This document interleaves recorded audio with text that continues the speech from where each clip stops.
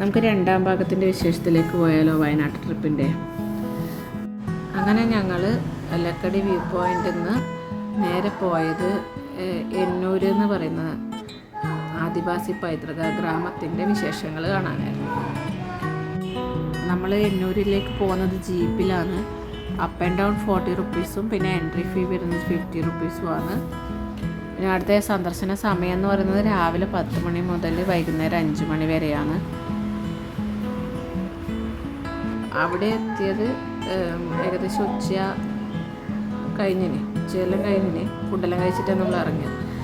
അത് ഭയങ്കര രസമുള്ളൊരു സ്ഥലമാണ്. ഏകദേശം 25 ഏക്കറോളം ഉണ്ട് എന്നാണ് നമുക്കറിയാൻ കഴിഞ്ഞത്.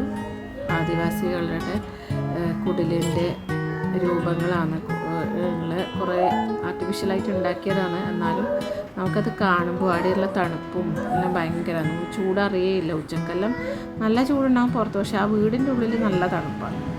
പിന്നെ അവരുടെ ഓരോ പണ്ട് കാലത്ത് അവർ ഉപയോഗിച്ചതും ഉപയോഗിക്കുന്നതും എല്ലാം ആയിട്ടുള്ള അവരുടെ എല്ലാ സാധനങ്ങളും എല്ലാം നമുക്ക് കാണാൻ പറ്റി. അവരുടെ ആഭരണ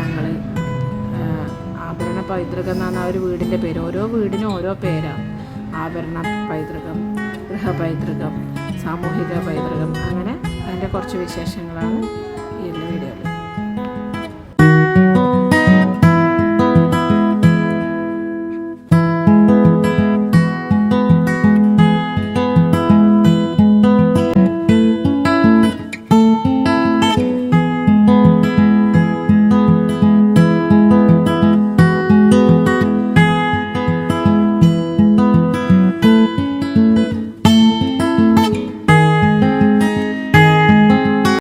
ഇത് വേറൊരു വീട്, ഗൃഹപൈതൃകം എന്ന് പറയുന്നത്. അത് അവർ ഉപയോഗിച്ചത് കട്ടിൽ, പിന്നെ അവർ പാത്രങ്ങൾ, അടുപ്പ്, അങ്ങനെയല്ല. ഇതെല്ലാം മുളേനെ കൊണ്ട് ഉണ്ടാക്കിയതാണ്.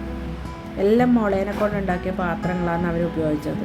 മണ്ണിൻ്റെ അടുപ്പ്, പിന്നെ ആഹാരങ്ങളിങ്ങനെ ഉറി എന്ന് പറയില്ലേ, നമ്മൾ പണ്ടെല്ലാം ഉറി കണ്ടിട്ടില്ലേ, പഠിച്ചിട്ടില്ലേ, അത് അങ്ങനെ. ഇത് ഇങ്ങനെ നമ്മൾ തൊട്ടിലാന്ന് തോന്നുന്നു കുട്ടികളൊക്കെ കിടത്തുന്നത്.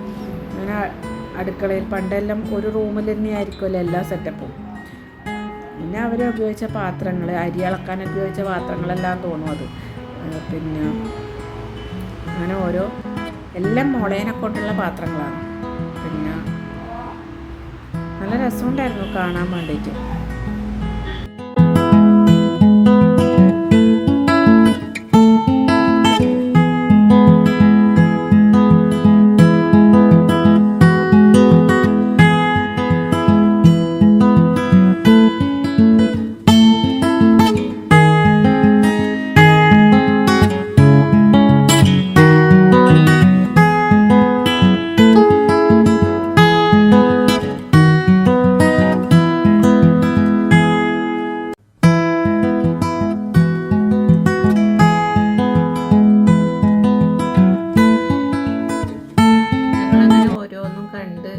കൊണ്ടിരിക്കുമ്പോഴാണ് അപ്പുറത്ത് അവരുടെ കലാരൂപം ഉണ്ടെന്ന് അറിഞ്ഞത്. അപ്പോൾ പിന്നെ നമ്മളത് കാണാൻ പോയി.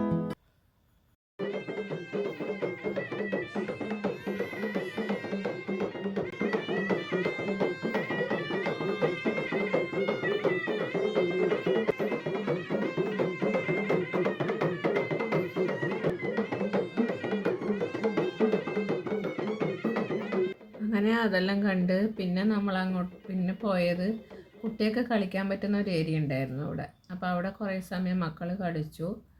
അപ്പോഴത്തേക്കും വൈകുന്നേരം ആയിന്. അപ്പോൾ ഒരു 5:30-6 മണി ആവാനാകുമ്പോഴത്തേക്കും കോടയെല്ലാം ഇറങ്ങി വന്നു. അപ്പോൾ അത് എടുക്കേണ്ടിയിട്ട് വീഡിയോസ് എടുക്കാൻ ഫോണിൽ ചാർജ് ഉണ്ടായിട്ടില്ല, എല്ലാം തീർന്നിന്. അതുകൊണ്ട് പിന്നെ ഒരു 2-3 ഫോട്ടോസെല്ലാം എടുത്ത് അങ്ങനെ അവിടുന്ന് ജീപ്പിന് വെയിറ്റ് ചെയ്ത് നാട്ടിലേക്ക് പുറപ്പെട്ടു. അപ്പോൾ ഇത്രയേ ഉള്ളൂ. ഞങ്ങളെ വയനാട് ട്രിപ്പിൻ്റെ വീഡിയോ ഇവിടെ തീർന്നു. ഞങ്ങളെ വീഡിയോ ഇഷ്ടമായാൽ ലൈക്ക് ചെയ്യുക, ഷെയർ ചെയ്യുക, കമൻറ്റ് ചെയ്യുക, ചാനൽ സബ്സ്ക്രൈബ് ചെയ്യുക.